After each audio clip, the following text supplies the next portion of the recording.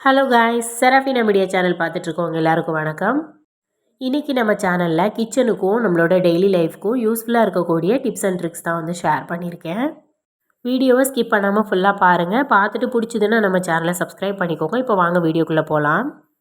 நாம் இட்லி எல்லாம் வந்து வேக வச்சு எடுப்போம் இல்லையா? இந்த மாதிரி வந்து நீங்கள் வந்து வேக வச்சு எடுக்கிறீங்கன்னா கண்டிப்பாக வந்து இந்த ஒரு ப்ராப்ளம் வந்து ஃபேஸ் பண்ணுவீங்க.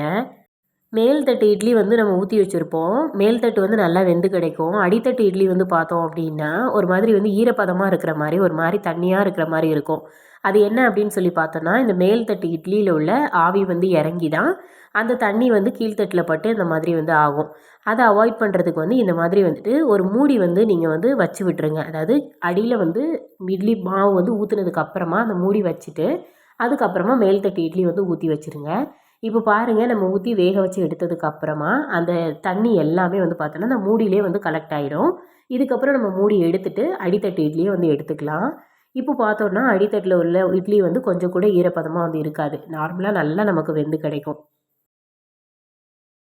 தக்காளிலாம் வந்து நம்ம வீட்டில் வாங்கி வைப்போம் இல்லையா? அந்த மாதிரி தக்காளிலாம் நிறைய வந்து வாங்கி வைக்கிறப்போ இந்த மெத்தடில் வந்து க்ளீன் பண்ணி எடுத்து வைங்க. ஃபஸ்ட்டு வந்துட்டு தக்காளியை இந்த மாதிரி ஒரு பாத்திரத்தில் வந்து சேர்த்துட்டு இதில் கொஞ்சமாக வந்து உப்பு வந்து சேர்த்துக்கலாம்.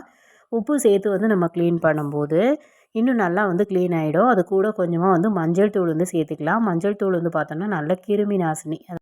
இப்போ இது 2யுமே வந்து சேர்த்துட்டு இதை வந்து தண்ணி ஊற்றி நல்லா வந்து கழுவி வந்து எடுத்துக்கலாம். இது வந்து எல்லா காய்கறிக்கும் நம்ம வந்து ட்ரை பண்ணலாம். நம்ம மார்க்கெட்லேருந்து காய்கறி வாங்கிட்டு வந்த உடனே வந்துட்டு இந்த மாதிரி வந்து நம்ம க்ளீன் பண்ணி வச்சிட்டோம் அப்படின்னா அதில் எந்த ஒரு கெமிக்கலுமே வந்து இருக்காது.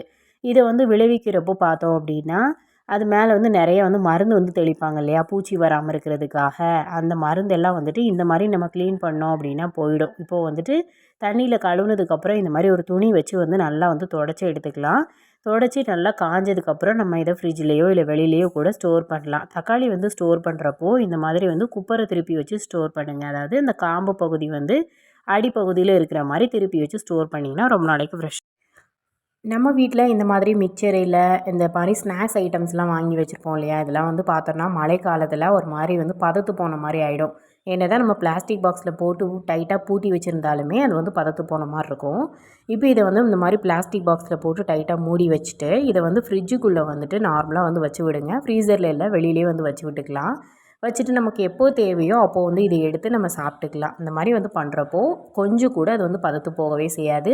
நீங்கள் வைக்கும்போது எப்படி மொறுமொறுப்பாக இருந்துச்சோ அதே மாதிரியே இருக்கும். வெளியில் வச்சா கூட அவ்வளோ வந்து மொறுமொறுப்பாக இருக்காது. உள்ளே வச்சு நம்ம யூஸ் பண்ணுறப்போ நம்ம வாங்கி வச்சப்போ எப்படி இருந்துச்சோ அதே மாதிரி மொறுமொறுன்னு இருக்கும். கண்டிப்பாக இதை வந்து ட்ரை பண்ணி பாருங்கள். யூஸ்ஃபுல்லாக இருக்கும்.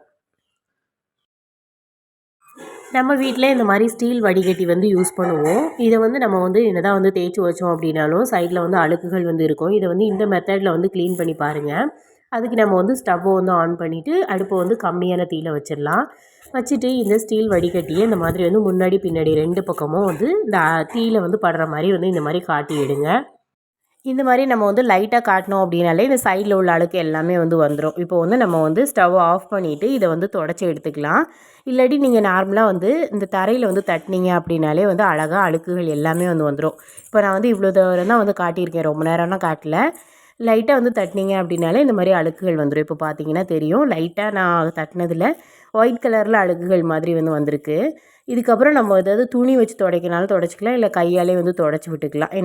என்னோட வடிகட்டியில் பார்த்தோன்னா அந்த அளவுக்கு அழுக்குகள் இல்லை. ஓரளவுக்கு வந்துட்டு இருந்தது எல்லாமே வந்து வந்துருச்சு. நல்லா வந்து நீட்டாக க்ளீன் ஆகிடும். இந்த மாதிரி வந்து ட்ரை பண்ணி பாருங்கள், யூஸ்ஃபுல்லாக இருக்கும். நம்ம வீட்டிலே இந்த மாதிரி காலியான வாட்டர் பாட்டில் வந்து யூஸ் பண்ணுவோம் இல்லையா? அந்த வாட்டர் பாட்டிலை வந்து எடுத்துக்கலாம். இப்போ இது மேலே இருக்கக்கூடிய பேப்பர் வந்து நான் ரிமூவ் பண்ணிவிட்டு இதில் வந்து ஹோல்ஸ் வந்து போட்டு எடுத்திருக்கேன். இப்போ பார்த்தீங்க அப்படின்னா உங்களுக்கு தெரியும், அவ்வளோ அக்யூரேட்டாக ஹோல்ஸ் வந்து தெரியல. மேலாக்கில் வந்து ஹோல்ஸ் வந்து நான் போட்டிருக்கேன். இது எதுக்காக அப்படின்னு சொல்லி பார்த்தோன்னா, நம்ம வீட்டில் இருக்கக்கூடிய ஸ்பூன் எல்லாம் வந்து ஆர்கனைஸ் பண்ணுறதுக்காக தான். இப்போ நான் ஹோல்ஸ் வந்து கத்தியை வந்து ஹீட் பண்ணிவிட்டு அதை அப்படியே வந்து லைட்டாக வந்து இந்த மாதிரி இழுத்து விட்டுருக்கேன். அவ்வளோ விட்டாலே போதும். அந்த ஸ்பூனோட பேக் சைடு வந்து உள்ளே போகிற மாதிரி விட்டுட்டிங்கனாலும் போதும். இந்த மாதிரி நம்ம போட்டுட்டு நம்ம வீட்டில் இருக்கக்கூடிய ஸ்பூன் எல்லாத்தையும் அழகாக வந்து ஆர்கனைஸ் பண்ணி வச்சுக்கலாம். அழகான ஸ்பூன் ஸ்டாண்ட் வந்து வாட்டர் பாட்டிலை வச்சே வந்து ரெடி பண்ணிக்கலாம். இது வந்து வெயிட் தாங்குற மாதிரி வேணும் அப்படின்னா கீழே வந்து அரிசி இல்லை மணல் வந்து போட்டு வச்சிட்டிங்கன்னா பார்க்க ரொம்ப நீட்டாக அழகாக இருக்கும். அடுத்த டிப் என்னென்னு பார்க்கலாம். தோசைக்கல்லில் டீ தூள் மட்டும் போட்டு பாருங்கள், நீங்களே ஷாக் ஆகிடுவீங்க. தோசைக்கல்லில் நம்ம நிறைய டைம் வந்துட்டு முட்டைலாம் வந்து ஆம்லெட் வந்து போட்டிருப்போம், இல்லை ஃபிஷ் ஃப்ரைலாம் வந்து பண்ணியிருப்போம். அந்த மாதிரிலாம் வந்து செஞ்சுட்டு அடுத்து தோசை ஊற்றுறப்போ தோசை சரியாக வந்து வராது. அதுக்கு வந்து இந்த டிப் வந்து ஃபாலோ பண்ணிக்கோங்க. ஃபஸ்ட்டு வந்துட்டு நார்மலாக தோசைக்கல்லில் இந்த மாதிரி டீ தூள் வந்து யூஸ் பண்ணி க்ளீன் பண்ணோம் அப்படின்னா நல்லாவே வந்து க்ளீன் ஆகிடும். டீ தூளை வந்து க்ளீன் பண்ணுறதுக்கு நான் வந்து என்ன எடுத்திருக்கேன்னு பார்த்தோன்னா தேங்காய் நார் வந்து எடுத்திருக்கேன். உங்ககிட்ட வந்துட்டு ஸ்க்ரப்பர் இருந்துச்சுனாலும் எடுத்துக்கலாம். ஸ்க்ரப்பர் வச்சுட்டு இந்த மாதிரி நீங்கள் வந்து தேய்ச்சி கொடுத்தீங்க அப்படின்னா அந்த டீ தூள் வந்து என்ன பண்ணுவோன்னா இதில் இருக்கக்கூடிய எக்ஸஸ் ஆயில் எல்லாத்தையுமே வந்து எடுத்துரும். நல்லா நீட்டாக வந்து க்ளீன் பண்ணி கொடுக்கும் நமக்கு. இப்போ பார்த்தீங்கனாலே தெரியும் அதில் இருக்கக்கூடிய ஆயில் எல்லாமே வந்து வந்துடும். இந்த மாதிரி வந்து நம்ம நல்லா வந்து சைடில் எல்லா பக்கமும் வந்து தேய்ச்சி எடுத்துக்கலாம். டீ தூள் வந்து நம்ம ஃப்ரெஷ்ஷாக இருக்க டீ தூளும் வந்து யூஸ் பண்ணிக்கலாம். அப்படி இல்லை அப்படின்னா நம்ம டீக்கு வந்து போட்டிருப்போம் இல்லையா டிகாஷன் மாதிரி, அந்த தூள் கூட நம்ம யூஸ் பண்ணிக்கலாம். யூஸ் பண்ணிவிட்டு இந்த மாதிரி வந்து நல்லா வந்து தேய்ச்சி எடுத்துட்டோம் அப்படின்னா அதில் இருக்கக்கூடிய எண்ணெய் பிசுபிசுக்கு எல்லாமே வந்து நல்லா வந்துடும். இதுக்கப்புறம் நம்ம வந்துட்டு இதை கழுவிட்டு தோசை ஊற்றுறோம் அப்படின்னா தோசை நல்லா நமக்கு வரும். வாரத்துக்கு ஒரு டைம் நம்ம இந்த மாதிரி வந்து க்ளீன் பண்ணி வச்சுக்கலாம். அந்த எக்ஸஸ் ஆயில் எல்லாமே வந்து நல்லா எடுத்துகிட்டு வந்துடும். இந்த சைடில் ஒட்டியிருக்கக்கூடிய எண்ணெய் பிசுபிசுக்கு எல்லாமே வந்து வந்துடும். இப்போ இதை வந்து நல்லா தேய்ச்சதுக்கப்புறமா நார்மல் தண்ணியில் வந்து கழுவிக்கலாம். இப்போ நான் வந்து தண்ணியில் கழுவிட்டேன். கழுவுனதுக்கப்புறம் வந்து பார்த்தோன்னா இதில் எண்ணெய் பிசுபிசுக்கு வந்து அந்த அளவு இல்லை. லைட்டாக இருந்துச்சு அப்படின்னாலும் அடுத்ததாக இந்த ஒரு மெத்தட் வந்து யூஸ் பண்ணுறப்போ நல்லாவே வந்து க்ளீன் ஆகிடும். அதுக்கு வந்து நம்ம வந்து ஸ்டவ்வை வந்து இப்போ ஆன் பண்ணிக்கலாம்.